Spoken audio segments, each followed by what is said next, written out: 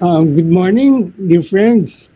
It's very nice to see all of you all the way in Ho Chi Minh City, uh, around Manila, and elsewhere in the world. Rollie, we cannot hear. Um, I'd just like to repeat what I was saying so that you could get the volume right. It's so nice to see you all, despite the distance, whatever apparent distance we have. All of that is being bridged. There is no distance. How does that sound in Ho Chi Minh City? I'll try to deliver a few lines. Please let me know if you could hear me in Vietnam. Today, we are in our second day of our anniversary session. A wonderful, very welcoming venue in Vietnam.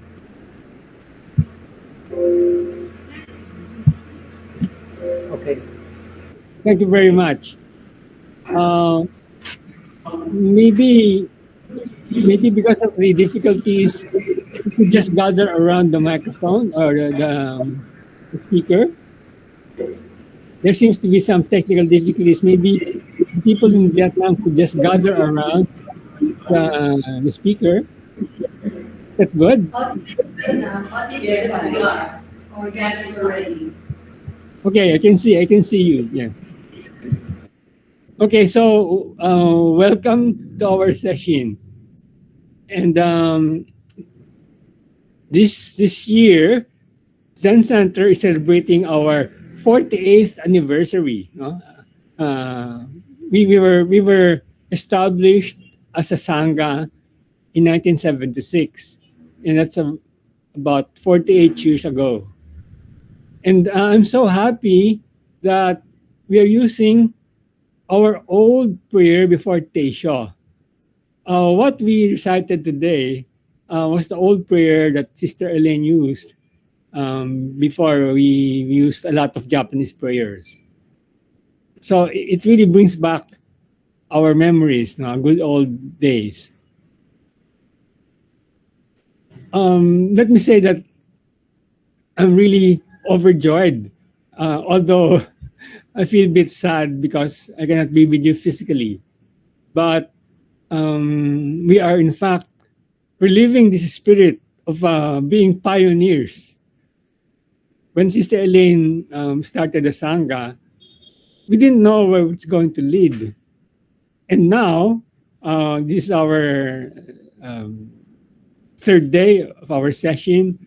We hope that we can also establish a vibrant and wonderful Zen Sangha in Vietnam.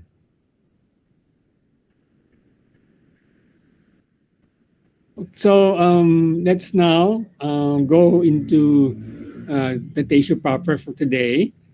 This is going to be case number 51 of the Shoyoroku.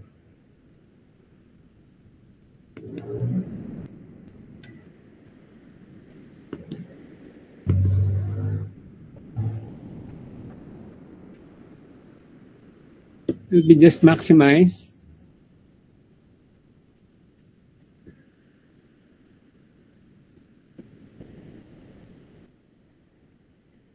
Yes, it is maximized already.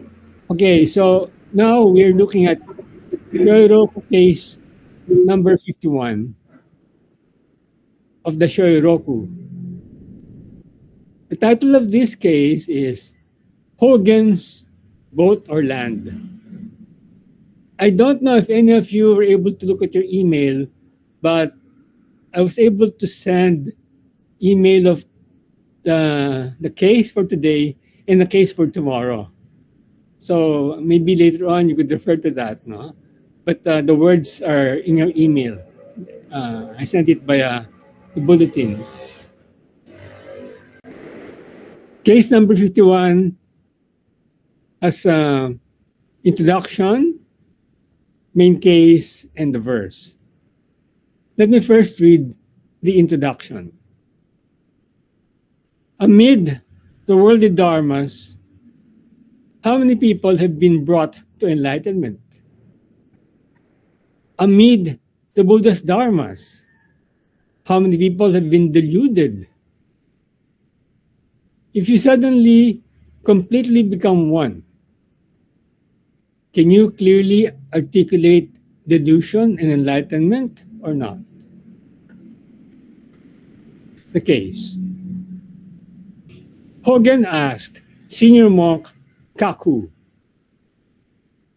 "Did you come by boat or by land?" Kaku said, "By boat." Hogen said, "Where is the boat?" Kaku said, "On the river." After Kaku had withdrawn, Hogen asked a monk nearby, "Please tell me, did that monk who was here just now, did he have the eye or not?" The verse, "Water cannot wash water. Gold cannot be changed into gold. One obtains a horse without knowing the color of its hair. One enjoys the lute without being particular about the strings." In the olden times, people made knots into a rope, then started hexagrams. In the end, it came down to this. The true mind, the true genuine mind of Banco has completely been lost. First, let us look at the introduction. Very short one and very intriguing. It says, amid the worldly dramas, how many people have been brought to enlightenment? Amid the Buddha's dharmas, how many people have been deluded? If you suddenly become completely one, can you clearly articulate delusion and enlightenment or not?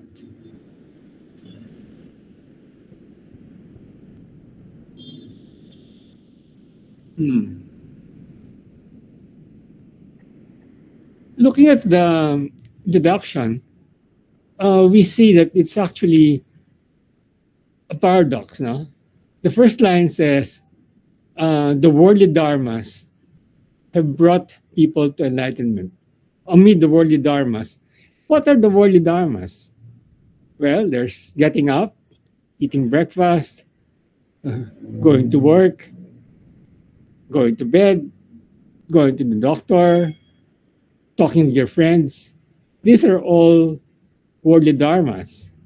And it says here, the worldly dharmas have brought people to enlightenment. Meaning, every ordinary thing we do can bring us to enlightenment. So it cuts through this idea of separation, sacred and profane. No? In fact, everything in this world is an instrument for enlightenment. And people can be brought up to this, no? To enlightenment by worldly events like eating, waking up, falling asleep, breaking your leg. Worldly events can bring us to enlightenment. And then it says in the second line, amid the Buddha's dharmas, how many people have become deluded? Meaning, from reading too much teachings, sutras, we become confused. And we can become deluded by looking at so-called holy, sacred writings. Be that as it may, if each one of you suddenly becomes completely one, meaning this separation just falls away and you realize what it really is, what you really are. After that happens, can you clearly articulate between delusion and enlightenment? Can you differentiate between delusion and enlightenment? This is the subject of today's case. So let's look at the case. Hogen asked senior monk Kaku, "Did you come by boat or by land?" Kaku said, "By boat." Hogen said, "Where's the boat?" Kaku said, "On the river." After Kaku had withdrawn, Hogen asked a monk nearby, "Please tell me, did that monk named Kaku, senior monk Kaku, did he have an enlightened eye or not?" Very interesting question. Very tricky question. Huh? And in fact, even for people giving attention on this, it's a bit tricky, really, because all of us working on this koan are asked to make a judgment. Did that monk, Kaku, does he have an enlightened eye or not? So outwardly, that's the koan. We asked, all of us are asked to say yes, no, well, even maybe. But we're asked to show our grasp of what's going on right now. That really is the point. What is going on right now? Given that Kaku he came by boat, but right now, what is going on in his mind, in our minds? Before anything else, let us look at the master in question here. This is Master Hogen Moneki. In Chinese, his name is Fayen Wenyi. And he lived from 885 to 958. That's a life of about 73 years. Hogen is acknowledged as the founder of the Hogen School of Zen, which is one of the five great teaching schools of the Tang Dynasty. His first awakening came under another master named Jizo, Zen Master Jisho, also known as Zen Master Rakan Keichin. Jiso is a rather famous name in Zen, no? But this Master Jiso is a real person. There's a bodhisattva named Jiso. And the bodhisattva named Jiso is a mythical figure who's acknowledged as the patron saint of children. So this bodhisattva Jiso is usually shown playing with children. No? But the master we're talking about here, who taught Hogen, is Master Jisho.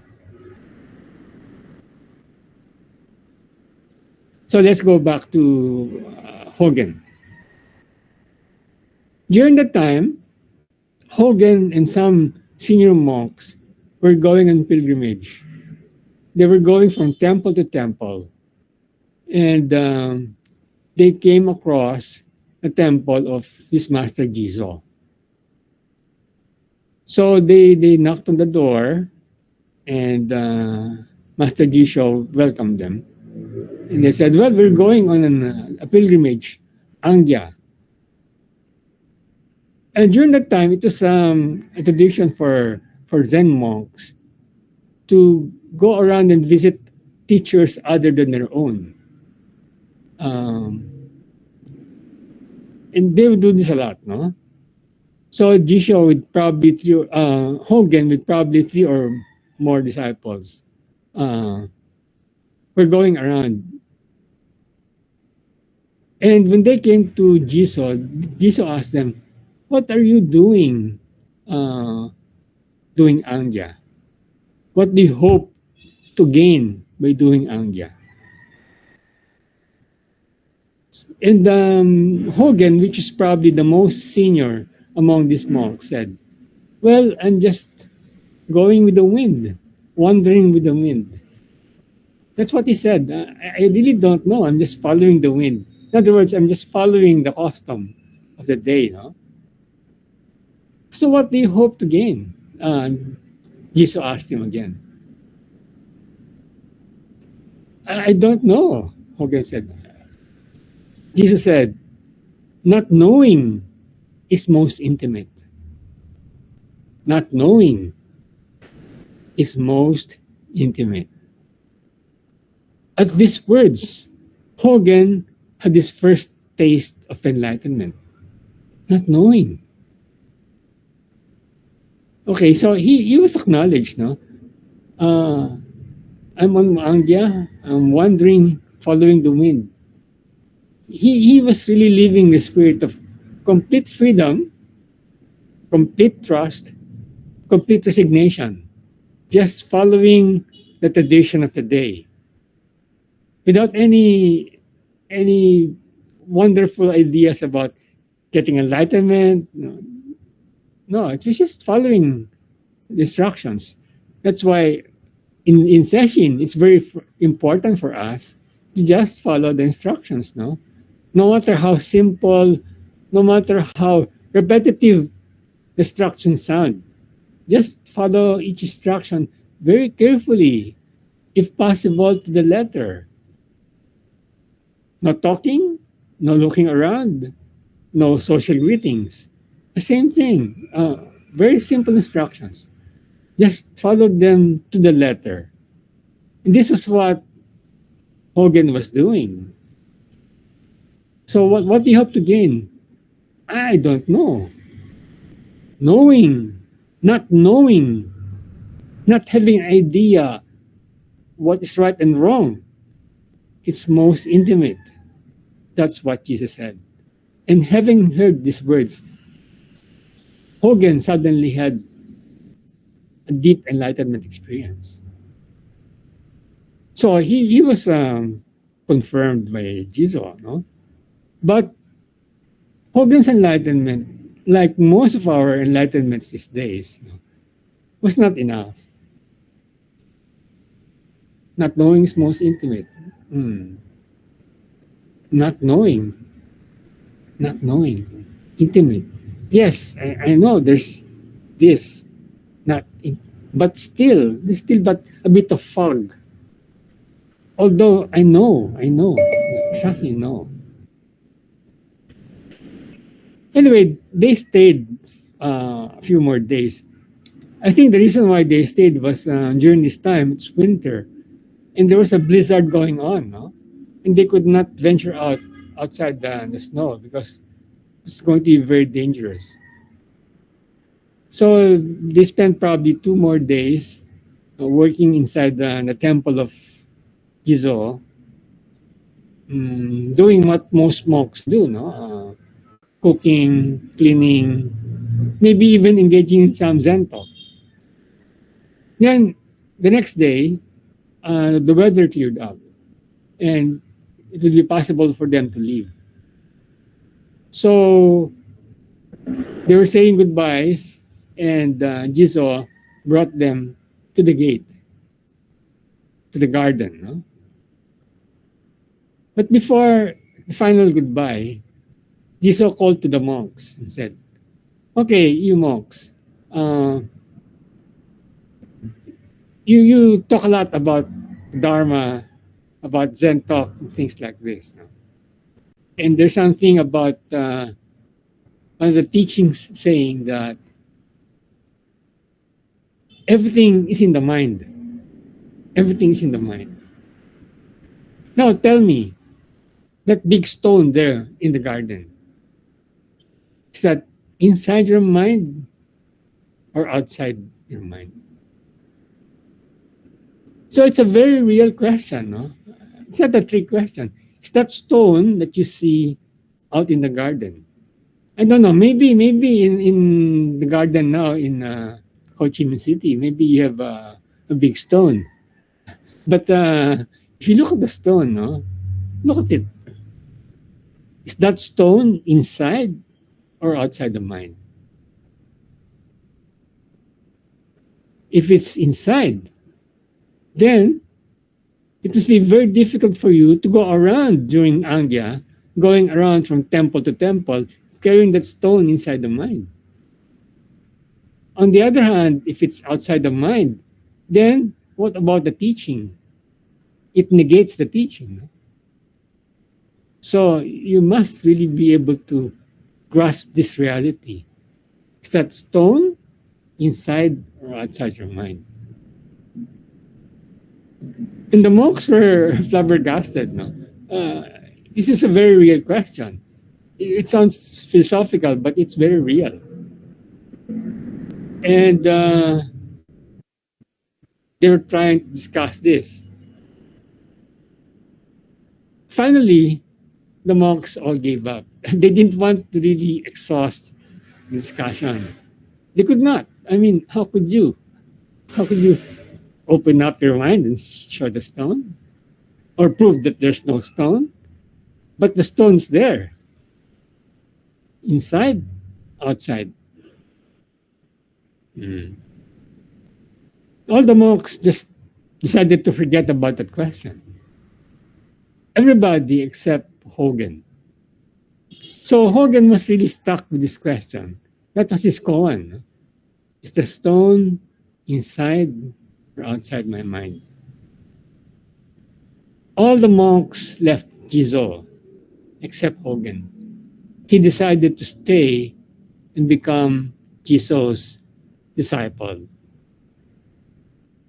And it is said that every day, Hogan would go to Jizo and have doksan to finally realize whether that stone was inside or outside his mind. Every day he was having doksan like that. And whenever he tried to explain or argue or debate Jizo, Jizo will just say something. No, enlightenment's not like this. No, this is not the way. No, you must really experience it. So everything he did, no, he would not pass the tests of Jizo. Finally, I don't know, maybe about a month or so of this, Hogan said to Jizo, this is useless. I've run out of words and ideas. I cannot say anything anymore. The same situation that he felt before when he said, not knowing. I can't say anything anymore. My ideas have all come to an end. Nothing comes out. Nothing.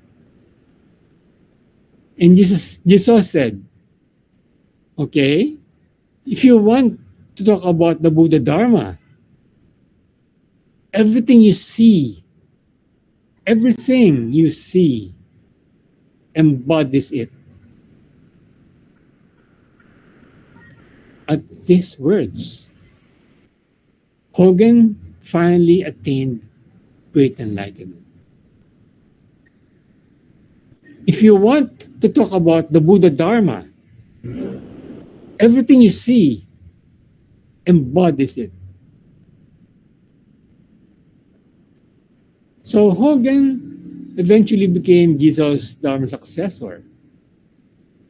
He went on to spread the Dharma. And although the teaching style of Hogan's school can be traced to another teacher, this is a teacher of Jizo named Gensha, it was Hogan who was responsible for spreading the influence of this school. And the teaching of this school became synonymous with Hogan's name. He became known as the founder of the Hogan School. Hogan had 63 Dharma successors, and his school lasted for 5 generations. 5 generations. Being a very important figure in the history of Zen, Hogan appears in many collections of koans. In the book of Shoyoroku alone, he is featured 6 times. According to Sister Elaine, Hogan is one of Rollie Roshi's favorite teachers. No?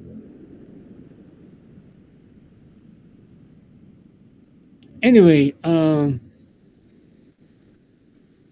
let's look at some other words of wisdom attributed to Master Hogan. For example, one of the disciples asked him, "What is the style of the ancient Buddhas?"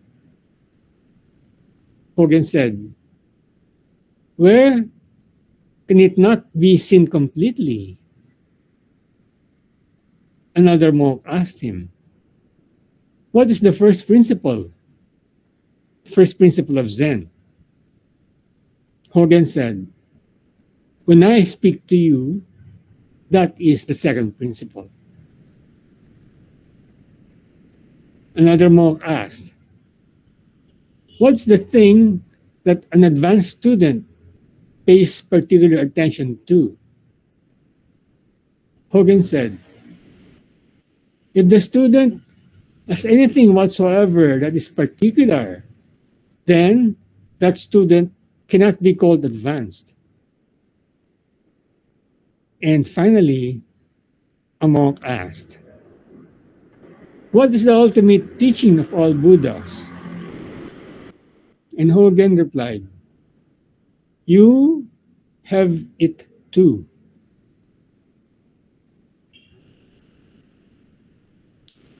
Very short words, but very, very penetrating, no? So now let us look at the main case. Hogan asked senior monk Kaku, "Did you come by boat or by land?" This koan, actually, you can translate it today, right now, no? For example, maybe Carmen can ask one of you, "Okay, how did you come to Ho Chi Minh City? By plane or by train?" The same question, same different details, but same question. Hogan asked, "How did you come? By boat or by land?" And Kaku, senior monk, said, "By boat." Hogan said, "Where is the boat?" Kaku said, "On the river." After this conversation, Kaku asked another monk, probably his attendant, "Tell me, did that monk, Kaku, who was here a few minutes before, did he have the Zen eye or not?" Meaning, did that monk, Kaku, did he have an enlightened eye or not? Based on our conversation. "How did you come? By boat or by land?" "By boat." "Where's the boat now?" "The boat is on the river." Based on that conversation, did senior monk Kaku, was he enlightened or not? Very important. Very tricky.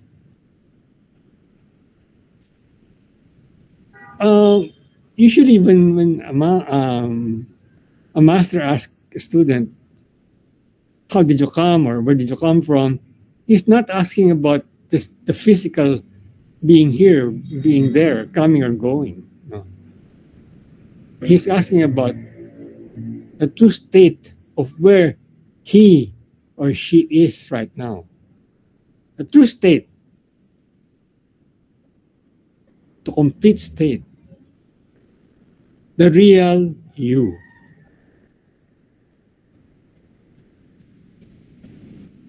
That is really the import of these questions. No? And depending on the response of the student or the disciples, one could a teacher could see how deeply your true nature is present, how really it's expressing in you. And usually there will be follow-up questions like, okay, so you came by boat. Where's the boat? It's in the river. Very natural expression. Is it correct or not? Correct in terms of Zen or not? What is being really asked here? And after a while, by after the second question, Kaku is very satisfied, and Hogan is also very satisfied. But Hogan asks another monk, maybe an attendant, to give sort of a judgment about Kaku. Hmm. So now there are two questions. Did Kaku have the eye? And you, Mr. Attendant, can you see Kaku? Do you have the eye? So it gets a bit more intricate. No? This is the beauty of this koan.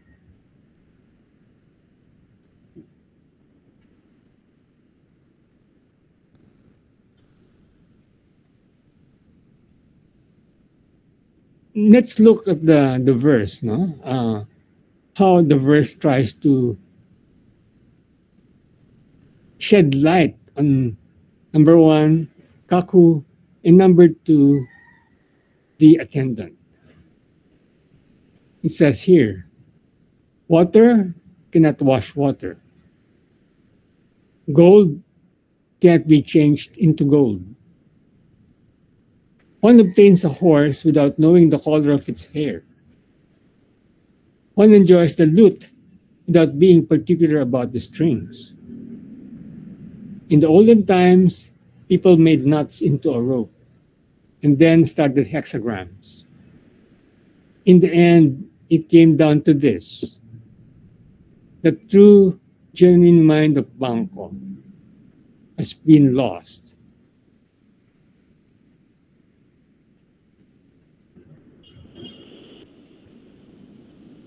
Water cannot wash water.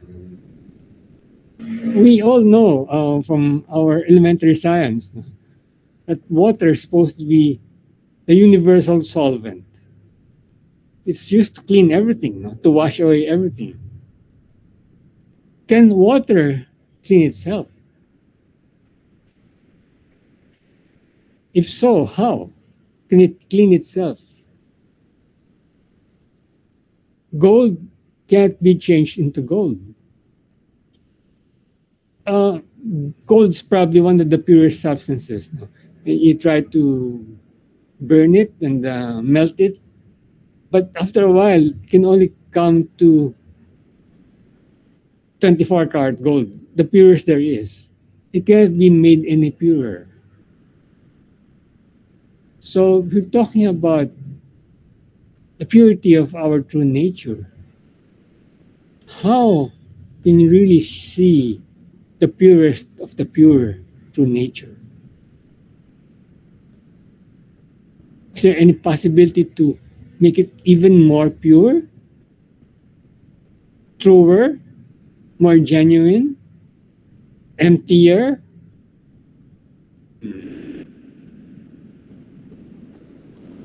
One obtains a horse without knowing the color of its hair. There's a footnote here about this is coming from Chinese history, no?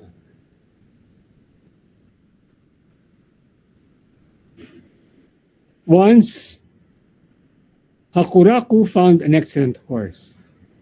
He reported it was yellow male horse. But when the horse arrived, it was a black female horse. When people mocked Hakuraku for his inability even to describe a horse, Hakuraku answered, I capture the essence and forget rough parts. See the inside and forget the outside. It surely is a horse of exceptional quality. The next line. One enjoys the lute without being particular about the strings. Again, a footnote. No? There was an ancient poet named Toan Mei, and it said that he had no ear for music, but he profoundly loved the lute, saying, if you know the heart of the lute, why do you have to bother about the particularities of the strings?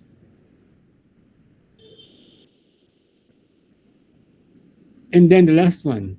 In the olden times, people made knots in a rope, then started hexagrams. I think this is reference to the way of divination known as I Ching. It's very popular in Chinese culture. And that's one instrument which Taoists use to foretell events and even compatibilities, no? I Ching, trigrams, no? Hexagrams, things like that. But all of this, actually, talking about horses, music, uh, human relationships, they really are very simple interactions.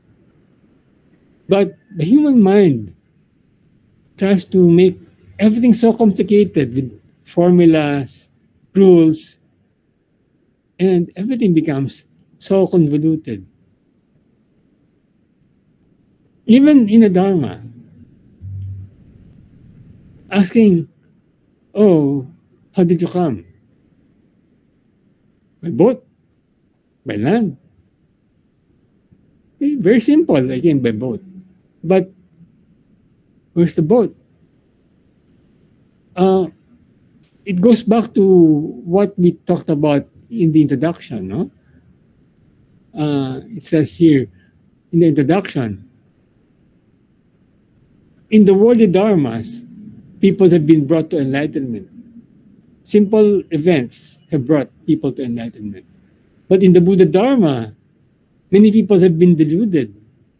All these sutras, these rules, they give us undue worries. And delusions arise. By boat or by land? Where is the boat? It's in the river. And why do you have to ask, oh, did he have the eye or not? Very important. At the same time, we find great masters like Hogan and even Joshu testing and testing and testing. You will recall that Joshu went to visit two hermits, no?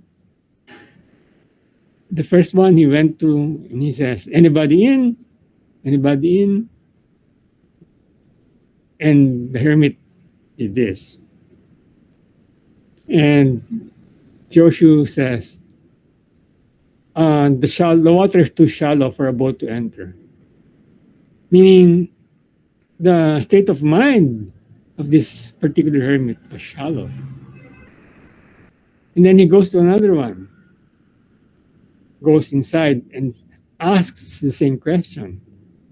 And likewise, the second hermit After hearing anybody in, he says this. And at this point, Joshu makes a bow. He says, freely you give, freely you take away. But note, each the hermits did exactly the same thing. Why does one merit the water is too shallow? And why does one merit freely you give, freely you take away? Hogan, in this case, maybe he's not so pushy, no? But in another koan, a monk comes to him before the midday meal. Just like now, before the midday meal, asks for instruction. And he points to the bamboo blinds. At the time, two monks go to the bamboo blinds on each side and then they raise it up. And Hogan says, one has gained, one has lost. He gave judgment the same way Joshu gave judgment. Why did they do this? Why do masters do this? And each of us, let's ask ourselves, why do we undergo this? What do we really want to make clear? Did we come by boat or by land? Did you arrive in Ho Chi Minh City by plane or by train? Right now, where is the plane? Look very deeply inside yourself. But do not use this. Do not use this. Just use your inner eye. It really is very simple. Throw away all the intellection. Just stick that which is most pure and most natural. It's all here. When you inhale, just put all your awareness into this. And when you exhale, put all your awareness into this. If you're doing mu, just simply intone mu. If you're following the breath, just follow the breath.